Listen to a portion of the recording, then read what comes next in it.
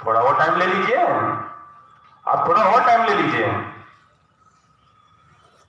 फिर जिस दिन पानी सिर से ऊपर हो गया ना, उस दिन हम हमारा जलवा दिखा देंगे सर। हम ये नहीं सोचेंगे कि आप हमारे समाज के अधिकारी हैं या और। साथियों, ये लड़ाई हम लोग सब लड़ेंगे ना, सब मिलकर। मुकेश लड़ने से या फिर मीरवार साहब आज वहां से चल के आए हैं, मैं रात को 1 बजे उठ गया, 2 बजे घर से रवाना हुआ, बालोतरा गया लेने, मतलब कि हालत खराब हो गई। तो मीरवार साहब और मुखिया जी सर जयपुर से पूरी नाइट ट्रेवल करके आते हैं, क्या स्थिति होती है। चलो ये तो रात को ही पहुंचे हैं, और भी इनके प्रोग्राम ऐसे होते हैं। आपने कभी सोचा है भाई समर सिंह राजद घर पे गए? कभी कभार उधर कोई जाना हो जाता है तो शायद पहुंच जाते हैं, बाकी इधर से उधर ट्रेवलिंग करते रहते हैं। मेरे युवा साथियों, भीम आर्मी संगठन को खड़ा करने की आवश्यकता क्यों पड़ी? क्यों सड़कों पर आकर आंदोलन करने पड़े? क्यों जरूरत पड़ी भीम आर्मी का गठन करने के लिए? क्योंकि हमारे ऊपर शोषण बढ़ गया, हमारे हक अधिकार अब सुरक्षित नहीं है, हमारे ऊपर हमारे ही बनाए गए नेता सांसद विधायकों द्वारा अत्याचार होता है और हम सहन करते हैं और सुनवाई नहीं होती है। पुलिस प्रशासन स्वतंत्रता से काम नहीं कर पा रहा है। क्यों नहीं? क्योंकि हमने ऐसे निर्दलीय नेताओं को वोट देकर विधानसभा और सांसद तक पहुंचाया और वो हमारे ही ऊपर हो रहे अत्याचारों के खिलाफ मौन बैठे हैं। प्रशासन अगर कार्रवाई करना चाहे तो जनप्रतिनिधि सही तरीके से काम नहीं करने देती है। ये बिल्कुल सत्य बात है। कि सत्य है कि झूठ है? हर जगह में देखने को मिलता है। भाई चंद्रशेखर आजाद ने भीम आर्मी की स्थापना की क्योंकि हमारे समाज के ऊपर अत्याचार बढ़ा, सुनवाई नहीं होती। आज सुनवाई होती है। कहां पर होती है? जब भीम आर्मी का बंदा खड़ा हो जाता है नीला गमछा डाल के, वहां पर सुनवाई की, न्याय की उम्मीद बढ़ जाती है लोगों को। जिस आवाज को सुनने को लेकर हम आए थे, जिस आवाज को हमें सुनना है, वो आवाज हमारे बीच में बीएस साहब। जी हाँ, सभी जोरदार तालियों के साथ स्वागत कीजिए। जय भीम, जय भीम, जय भीम।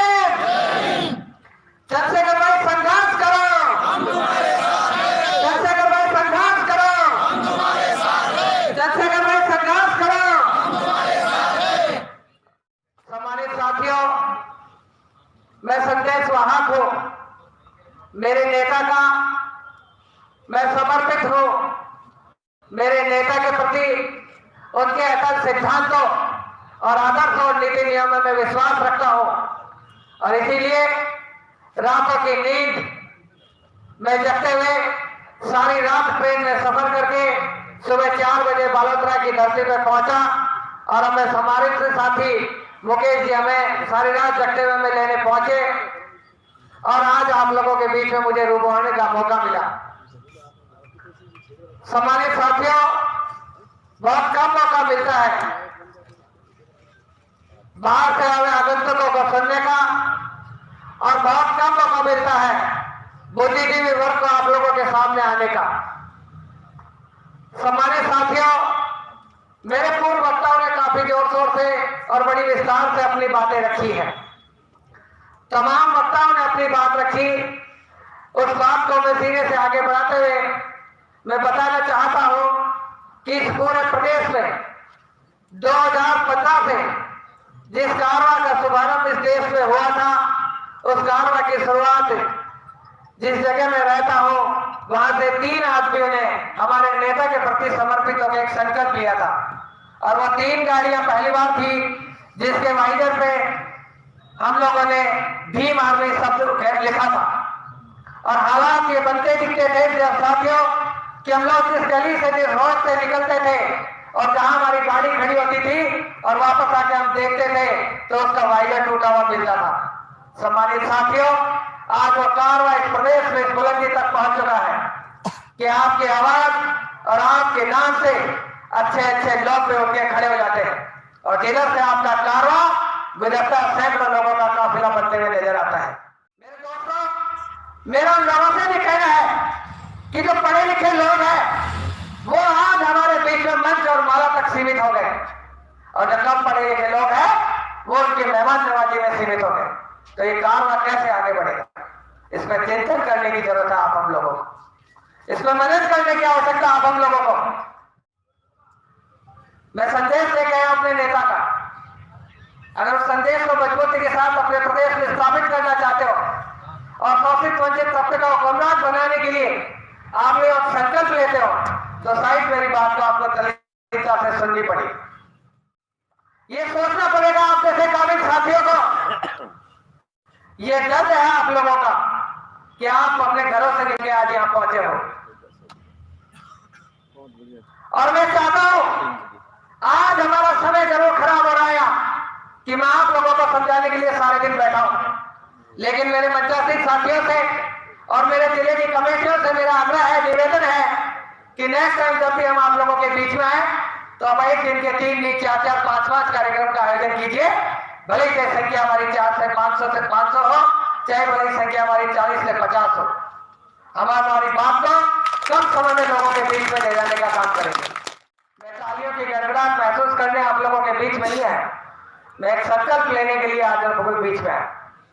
और मेरे नेता ने इस देश के अंदर नहीं बल्कि विदेशों तक अपनी पहचान को स्थापित करा है। हम लोगों ने कहा लड़ाई नहीं लड़ी, हम लोग पक्ष में नहीं है लेकिन विपक्ष के रूप में हमारी भूमिका अदा कर रहे हैं। मंजूर नहीं हमें कि 13 शर्तों पर हम सुल्तान बने, मंजूर नहीं हमें कि 13 शर्तों पर हम सुल्तान बने, इसलिए अपनी मौज फकीर हो गए दोस्तों, इसलिए अपनी मौज के फकीर हो गए दोस्तों। और अपनी मौज के फकीर की बात तो बहुत कम लोगों को समझ में आती है दोस्तों, जैसे हो सकता है मेरी बात आप लोगों को कम समझ में आ रही है। मैं आपसे एक बात कहूंगा, जुल्म इतने बुरे नहीं है, जुल्म इतने बुरे नहीं है जितने आप लोग सह रहे हो, तुम्हारी खामोशी उतनी बुरी है। मैं कहता हूं तुम्हें, तुम बोलना सीख लो, ये पीढ़ियां गूंगी हो जाएगी मेरे साथी। मैं कहता हूं तुम्हें कि तुम बोलना सीख लो, ये आने वाली जो नस्ल है वो गूंगी हो जाएगी। जैसे वकील साहब कह रहे थे थोड़ी देर पहले कि है किसी की हिम्मत जो उसके हलक में हाथ डाल के पूछने की जहमत करे। आप लोगों को चिंतन करना पड़ेगा, आप लोगों को सोचना पड़ेगा।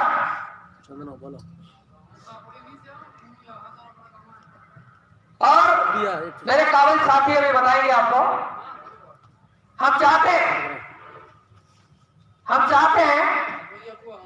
अभी हमने साइकिल यात्रा का पहला चरण स्टार्ट करा था, अभी हमने साइकिल यात्रा का पहला चरण स्टार्ट करा था न्याय यात्रा के रूप में। हम इस देश में सामाजिक परिवर्तन चाहते हैं दोस्तों, हम इस प्रदेश में सामाजिक परिवर्तन चाहते हैं। हम लोगों ने मौका दिया सियासतदानों को, लेकिन हर बार उनको काम से हम वंचित हो गए दोस्तों। ये हालात आप लोगों के इसलिए हो रहे क्योंकि वो लोग कंप्रोमाइज करते हैं। किसके साथ? आपकी भावनाओं के साथ, आपके आत्मसम्मान के साथ। मुझे गर्व है कि मैं एक ऐसे नेता का सिपाही हूं जिसने कहा अपने शब्दों में कि मैं इस देश में राजनीति को नए तौर तरीकों से लागू करना चाहता हूं, कि मैं इस देश में राजनीति को नए तौर तरीके से लागू करना चाहता हूं और मैं इसको किसी भी सूरत में बदल के रहूंगा। ये मेरा संकल्प है। क्या आप लोग संकल्प लेते हो? क्या आप लोग संकल्प लेते हो? क्या लेते हो तो खड़े हो लो हाथ। सम्मान दिखाता है तो खड़े करना। लेते हो ऐसा संकल्प तो तय करो कि प्रत्येक गांव में एक बूथ और 20 यूथ के नाम से युवा पंचायत तैयार करेंगे। साथियों, है आप लोगों में हिम्मत? क्या लेते हो संकल्प ये? अगली बार मैं आऊंगा, आप में से किसी एक की पंचायत में शाम को डेरा डालूंगा दोस्तों। और मेरे काबिल साथी जिलाध्यक्ष यहाँ बैठे, बहुत लोगों के भी संज्ञान में ये बात लाना चाहता हूं। मैं नहीं जाऊंगा उस पंचायत में जिस पंचायत का नाम बता रहे, मैं उस पंचायत में जाऊंगा जिसका नाम वो नहीं जानते, जिसका नाम मैं खुद तैयार करके लेके आऊंगा। मुझे चाहे 5 मिले चाहे 50 मिले, हर घर से एक आदमी को निकाल के ये संकल्प लेता हूं आप लोगों के बीच में युवा पंचायत सजाने का। आपने मुझे सुना, बहुत बहुत साथ हुआ। मेरी बात को एक शायरी के अंदाज से खत्म करूंगा। स्वचरिया के दो हरे, स्वचरिया के दो हरे, दो नाविक के पीर, भले कद काटे में छोटे लगते हैं, बात करें गंभीर। क्या भी नमो बुधाए, आपने मुझे सुना। समाजवादी पंथनिरपेक्ष लोकतंत्रात्मक गणराज्य बनाने के लिए तथा उसके समस्त नागरिकों को अभी भाई गणपत जी ने कही थी कि भाई का प्रोग्राम हमें यहाँ पे दिलवाओ। तो भाई मैं इस बात के लिए एक बात आपसे कहूँ कि यहाँ पे बाड़मेर के अंदर बैठ जाओ बाड़मेर के अंदर आप सभी एक बूथ पर 20 आदमी तैयार कर लो, क्योंकि अब हमारा चुनाव नजदीक है। भाई को उसी तरीके से रणनीति तैयार करनी है हमारी। एक बूथ पर 20 यूथ, 20 लोगों को तैयार कर लो और वो रिपोर्ट हमारे पास भेजो। मैं वादा करता हूं आपसे कि भाई चंद्रशेखर आजाद जी को यहां लाने का प्रयास करूं, लेकिन ये काम आप करके दीजिए। मैं आपसे वादा करता हूं कि भाई से बात करूंगा और लाने का पूरा प्रयास करूंगा। जय हिंद। बहुत बहुत आभार साथियों, आपने जो बात सुनी है उसका